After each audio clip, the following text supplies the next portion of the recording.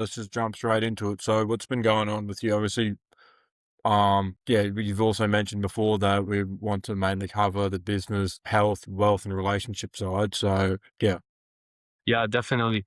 Yeah, I was gonna say because this season I wanted to focus a lot with like a lot of business owners, like CEOs mainly, who are founders who are doing who are starting this year in either I mean it could be anything honestly, but right now I'm looking at the health industry. I'm looking at like software, AI industry.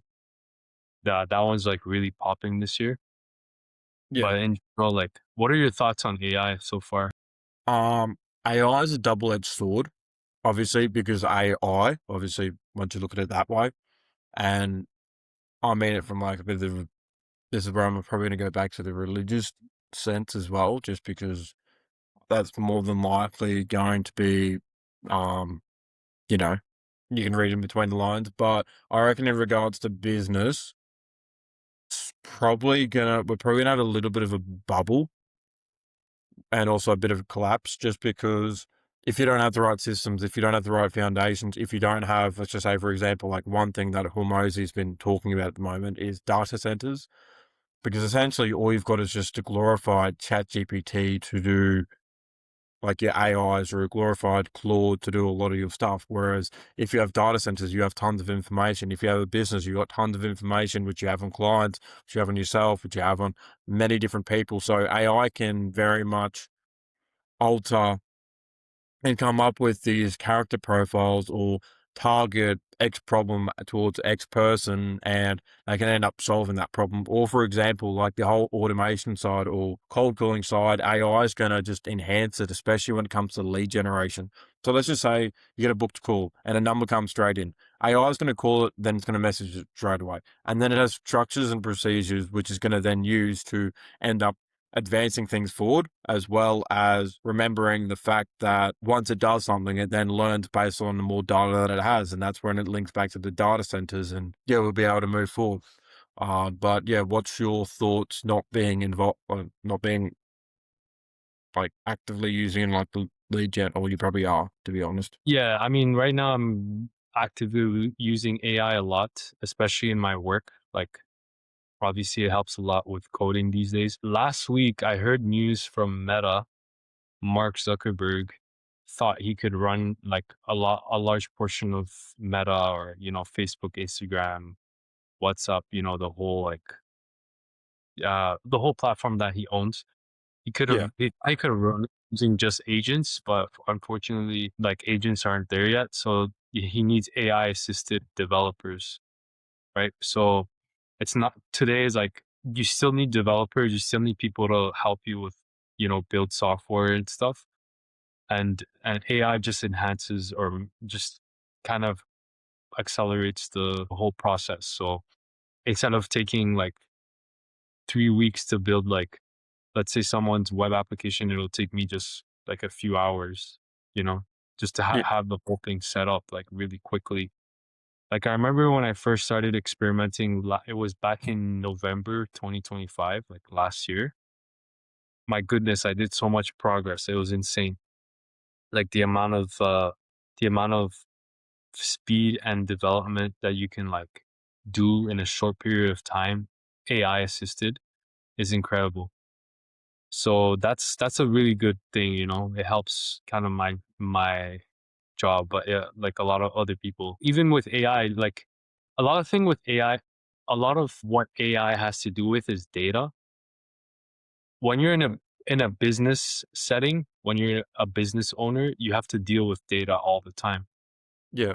So AI kind of helps business owners leverage you know their time, their energy because they don't have to spend so much time with data anymore. They just know depending on their business what how the data will flow, what the pipeline's going to look like, and then it can tell the AI what to do with it.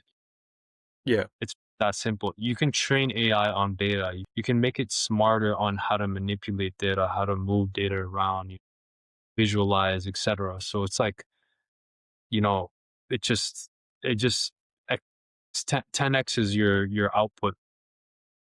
Yeah. So for business owners, like you were mentioning Alex Hormozy, it'll just like 10x his growth.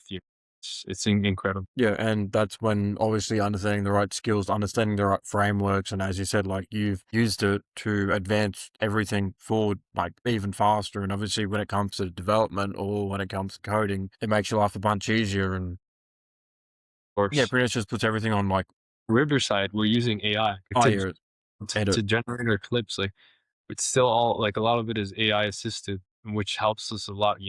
Push out content, get our word out there, and a lot of people will eventually catch on. It's just a matter of time, but it'll just like transform, the way we move things forward and people how the market will change and everything like we've seen so far, in so many conversations we've had in the past. Yeah. And also, like you touched on a very important point there, especially when it comes to streamlining everything forward. And also, like, once it takes its time, because you've also then got to consider, okay, well, obviously, because we're pretty much running an info based business here, essentially. That's what a podcast is.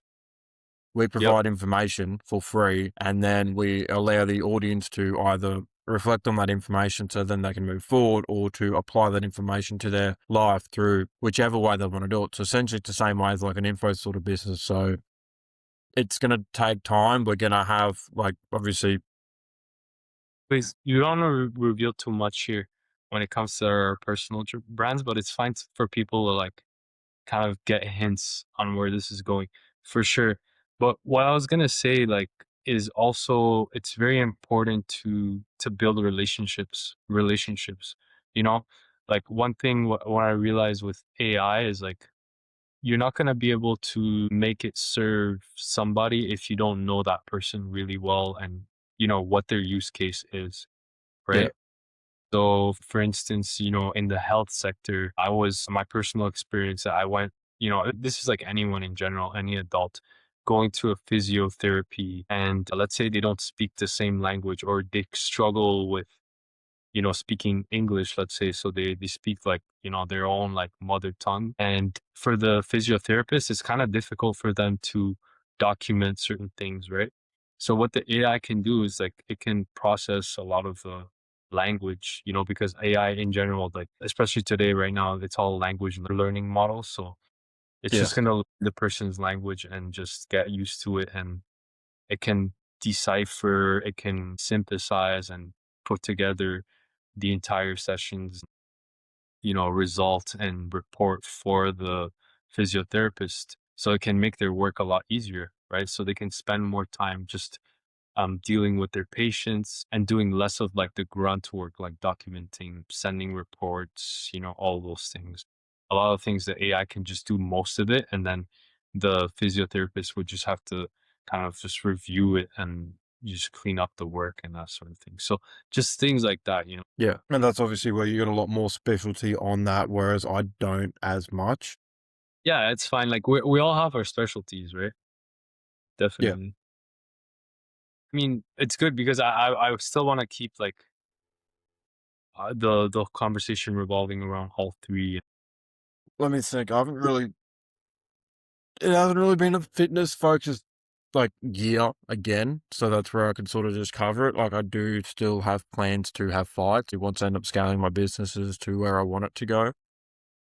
For sure. Yeah. But obviously like fitness is still a key and maintaining that obviously nutrition obviously and still maintaining the nutrition, making sure you're obviously healthy and obviously as I said, like isn't it Eid today? Or is It's that Eid. tomorrow? Yeah, it's gonna happen tomorrow in North America. Yeah. So it's like with that, like the whole point of fasting is to basically restore, pretty much just restore all the blood cells, pretty much get your immune system in a better state. Yeah. And it's It like when kind that, of lowers the blood pressure, puts you in a calmer state. Like it's not just you have to go to the gym 5 times or 4 times a week. You can just be doing like small strength and mobility exercises, just functional training, going out for walks or runs. Depending like not everyone like even I know a lot of fathers that it's not as easy for them to keep up with the gym routine as, like, for example, younger guys like us, right? Like when we're in our 20s, Yeah. we got so much time. We can go to the gym, lift tons of, tons of weight, go high intensity, come back home, crash. Like you don't have to take care of a family. You don't have kids around and stuff. But like when it comes to, I mean, it depends on your family too, Daniel, because you mentioned you had like two baby brothers. Yeah.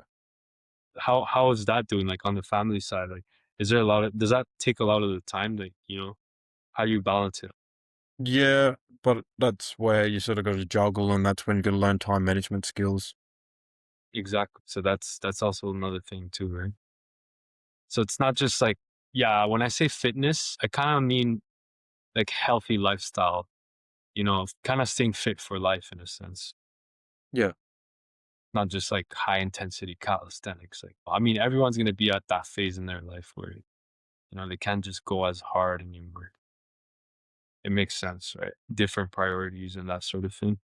Yeah. But obviously, that's based on the season that you're at. So someone could be very much in that fitness sort of season, and then that's all they want to do is just get that six pack. And then after that, they're like, okay, well, once I've done this, then I'm going to do this. It's just by allocating those seasons where you want to allocate them, and then, putting them in the correct format more so, and then, moving things forward from there is essentially what people want to be doing. But the thing is, most people like to juggle a lot of things. From what I've realized, a lot of people like to maintain, or to, like, a lot of people are fine just letting things go when they also get older, just obviously because of time or not knowing how to allocate it correctly. Do you happen to agree on that, or what sort of your perspective on that? Yeah, I totally agree with you when it comes to like people getting older and starting to be really busy, and it's harder for them to allocate time. In a sense, like they cannot organize their time, or they don't have like it's there's a lot of things. People have to a lot of people live life differently. Some people like to live life, play it by ear. So they don't like to plan every detail, everything, they just, as life events happen and things happen, they just make their decisions like in the present. And Yeah, then they just live through them, right? They live through their decisions in the present. So they'll make a call like right now, and then they'll just stick with it, and they'll, whatever happens. They'll make another call, and then that's just how it goes. But other people, like, let's say for example, some Muslims that are more organized would have to schedule 3 months in advance what they're going to be doing for Ramadan, how their Ramadan schedule is going to look like, how they're going to balance their work schedule with their family time, with you know taking care of their health, going to the gym and that sort of thing, right? So they're going to yeah, have like daily, like they're literally going to have like a daily schedule, like Monday to Friday, Saturday, Sundays, my 9 to 5, my 5 to 9, how it's going to look like, right? So there yeah, there are people like that. They're just razor focused on their how they allocate their time, and they've been always like that, I guess. And some of them, a lot of other people had to learn because life was just too, like, I guess, hard to deal with if they didn't have that structure in place. But yeah, I guess when you look at organizations like companies, big brands, all of them should have some sort of structure, right? yeah. Even a Well, podcast that's what business. you need. That's the whole point of Exactly. systems. Exactly. We do need some sort of structure, like some guidelines to follow and that sort of thing. Like the mission on our podcast kind of guiding the way our conversations flow and like our topics and that sort of thing. So we do need these structures. Like, don't get me wrong. Like, if you don't have these structures, your whole life's just gonna look like a soup, pretty much. Yeah. Yeah, But then, as you said, it comes down to how people have perceived their reality of life, you could say. Should have perceived how life has, played their hand, or how they've played their hand, like, towards life.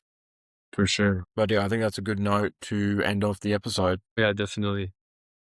End it off here, man. It's been a nice conversation.